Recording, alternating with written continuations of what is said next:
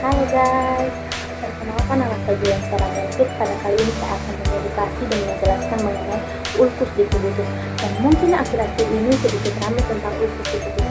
Nah, apa itu ulkus decubitus?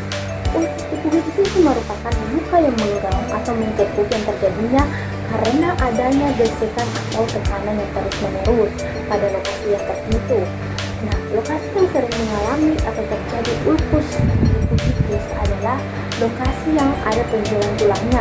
Contohnya itu seperti daerah punggung, bokong, tulang ekor punggung, kemudian di punggung dan di siku kita.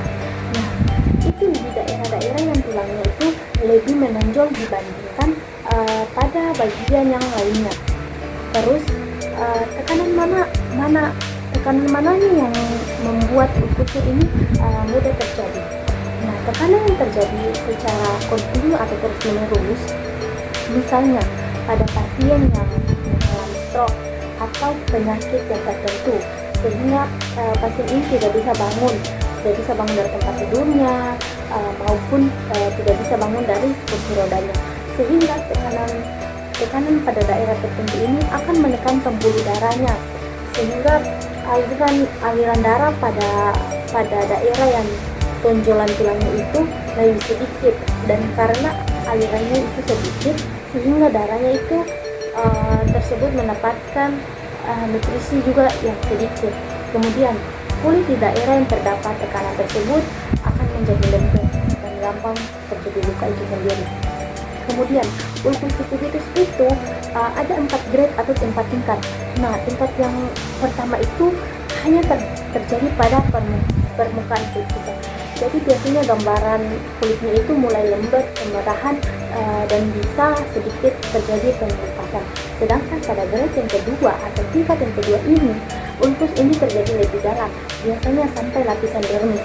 Nah, kita lihat bentuk ulkus atau luka yang menggaung atau mencekuk ke dalam. Kemudian pada grade yang ketiga atau tingkat yang ketiga ini, bentuk ulkusnya sudah menggaung atau sudah hampir ke subkutis, yaitu tampak warna kekuningan pada lukanya. Kemudian pada grade yang keempat atau yang tingkat yang keempat ini, luka sudah mencapai otot atau sudah sampai terlihat tulangnya. Dan untuk penanganannya itu sendiri, sebenarnya ulkus ini bisa ditangani oleh dokter spesialis kulit dan juga bisa dokter spesialis bedah plastik. Nah, untuk grade 1 dan yang kedua ini bisa dibantu dengan dokter kulit, dan untuk grade yang lebih dalamnya lagi bisa kita akan konsultasikan untuk ditangani oleh dokter bedah plastik. Kemudian secara umum penanganan ulkus decubitus itu pertama kita bersihkan luka atau perawatan luka secara umum. Kemudian pemberian obat antibiotik atau antinyeri. Selain itu, apabila grade atau tingkatnya ini sudah mencapai 3 atau 4, biasanya dilakukan dengan pembedahan. Nah, teman-teman, pada ulkus decubitus ini bisa terjadi komplikasi yang lain. Misalnya itu menjadi seperti selulitis atau infeksi yang lebih dalam lagi. Kemudian bisa menjadi sepsis yang itu infeksi sampai masuk ke dalam darah, ke darah kita, yang infeksinya itu menjadi ke seluruh tubuh, dan bisa juga pada grade yang keempat ini bisa mengenai sampai tulangnya, mengalami infeksi atau biasanya disebut itu osteomielitis. Kemudian hal apa saja yang bisa dilakukan untuk mencegah terjadinya ulkus decubitus?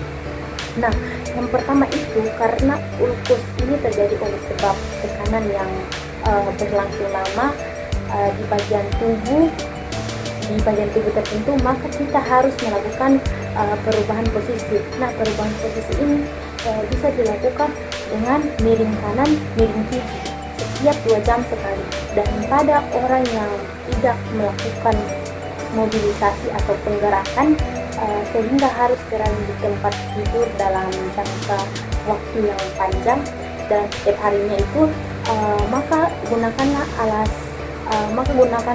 tidur yang lebih lembek atau busanya itu lebih halus, dan bisa juga menggunakan bed untuk decubitus itu sendiri. Kemudian yang selanjutnya itu bisa menggunakan bantalan atau penyangga pada orang yang sering duduk dalam jangka waktu yang lama. Mungkin duduk di kursi roda bisa menggunakan bantalan yang empuk sehingga tekanan tidak terlalu besar. Kemudian bisa juga pengolesan bedah pada area tulang yang menonjol. Nah, itu juga sedikit membantu mengurangi gesekan antara kulit dengan alas di bawahnya. Kemudian yang penting juga adalah kita menjaga kebersihan, terutama pembersihan setelah buang air besar dan buang air kecil, dan mengonsumsi makanan yang bergizi. Kemudian apakah ulkus likuiditas itu bisa menyebabkan kematian? Nah, begini teman-teman, ulkus likuiditas itu tidak menyebabkan kematian secara langsung ya, tetapi jika mengalami komplikasi seperti contohnya nih, terjadi spesies itu akan bisa menyebabkan kematian karena spesiesnya atau infeksinya. Baiklah teman-teman, itu edukasi yang bisa saya berikan. Semoga bermanfaat buat teman-teman sekalian yang menonton. Terima kasih, dan apabila ada kesalahan-kesalahan kata yang dapat menyinggung, saya mohon maaf. Terima kasih.